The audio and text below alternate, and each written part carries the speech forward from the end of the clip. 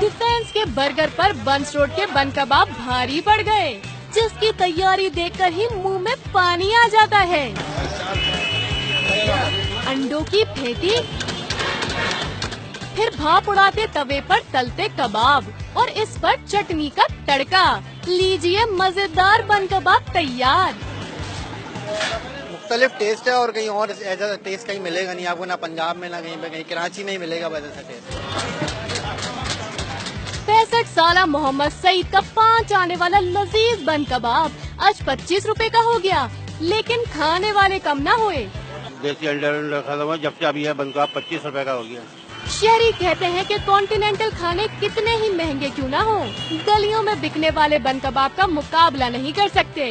कराची वाले कुछ खाएं या ना खाएं, मगर ये जायकेदार बन कबाब खाए बगैर नहीं रह सकते। कैमरामैन सनाउल्लाह के साथ रमशा कादरी, समा, Karachi. Thanks for watching. A like would be appreciated and please subscribe channel.